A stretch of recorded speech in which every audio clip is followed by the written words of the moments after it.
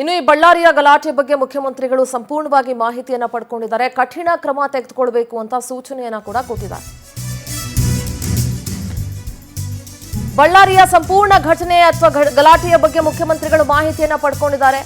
ಕಠಿಣ ಕ್ರಮ ತೆಗೆದುಕೊಳ್ಳಬೇಕು ಅಂತ ಖಡಕ್ ಸೂಚನೆ ಕೊಟ್ಟಿದ್ದಾರೆ. ಸಂಪೂರ್ಣ ಮಾಹಿತಿಯನ್ನ ಪಡ್ಕೊಂಡಂತ ಮುಖ್ಯಮಂತ್ರಿಗಳು ರಾಜ್ಯ ಪೊಲೀಸ್ ಮಹಾನಿರ್ದೇಶಕರಿಗೆ ಸೂಚನೆ ಕೊಟ್ಟಿದ್ದಾರೆ. ಮುಲಾಜಿಲ್ಲದೆ ಕಠಿಣ ಕ್ರಮ ತೆಗೆದುಕೊಳ್ಳಿ ಅಂತ ಹೇಳಿ ಡಿಜಿಐಜಿಪಿ ಡಾಕ್ಟರ್ ಸಲೀಂ ಅವರಿಂದ ಮಾಹಿತಿಯನ್ನ ಪಡ್ಕೊಂಡ್ರು ಸಿದ್ದರಾಮಯ್ಯ.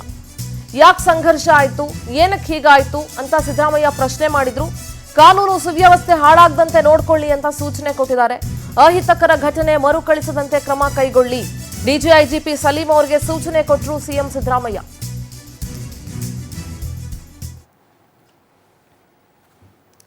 ಡಿಜಿಐಜಿಪಿ ಸಲೀಂ ಅವರಿಂದ ಸಂಪೂರ್ಣ ಗಲಾಟೆಯ ಬಗ್ಗೆ ಮಾಹಿತಿಯನ್ನ ಪಡ್ಕೊಂಡಿದ್ದಾರೆ. ಏನಕ್ಕೆ ಹೀಗಾಯ್ತು, ಸಂಘರ್ಷ ಏನಕ್ಕೆ ಉಂಟಾಯ್ತು, ಯಾರಿಂದ ಆರಂಭ ಆಯ್ತು ಅನ್ನೋದರ ಸಮಗ್ರ ಮಾಹಿತಿಯನ್ನ ಡಿಜಿಐಜಿಪಿ ಡಾಕ್ಟರ್ ಸಲೀಂ ಅವರಿಂದ ಮುಖ್ಯಮಂತ್ರಿಗಳು ಮಾಹಿತಿಯನ್ನ ಪಡ್ಕೊಂಡು ಯಾವುದೇ ರೀತಿಯಾದ್ರೂ ಅಹಿತಕರ ಘಟನೆ ನಡೆಯದಂತೆ ಕ್ರಮ ಕೈಗೊಳ್ಳಿ ಅಂತ ಹೇಳಿದ್ದಾರೆ. ಅಹಿತಕರ ಘಟನೆ ನಡೆದಾಗ ಹೋಗಿದೆ ಅಲ್ಲಿ.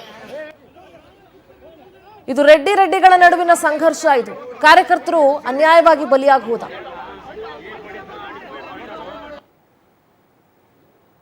ನೀವಲ್ಲಿ ಆ ಗಂಭೀರತೆ ಹೇಗಿತ್ತು, ಆ ಪ್ರಕರಣ ಹೇಗಾಯ್ತು, ಆ ಪ್ರಕರಣದ ತೀವ್ರತೆ ಎಷ್ಟಿತ್ತು ಅನ್ನೋದನ್ನ ಅಲ್ಲಿ ಬಿದ್ದಿರುವಂತಹ ರಕ್ತದ ಕಲೆ ಇರಬಹುದು ಅಥವಾ ಅಲ್ಲಿ ಚೆಲ್ಲಾಪಿಲ್ಲಿಯಾಗಿ ಬಿದ್ದಿರುವಂತಹ ಬೇರೆ ಬೇರೆ ವಸ್ತುಗಳೇನಿದಾವೆ ಅದರಿಂದ ಊಹಿಸಬಹುದು ಎಷ್ಟರ ಮಟ್ಟಿಗೆ ಅಲ್ಲಿ ಗಲಾಟೆ ನಡೆದಿತ್ತು ಅಂತ. ಒಂದು ಬ್ಯಾನರ್ ವಿಚಾರಕ್ಕೆ ಸರ್ ಇದರ ಫೈರ್ ಹೋಗೈತೆ, ನಾನು ಹಂಗೆ ಇಟ್ಟಿದ್ದೀನಿ.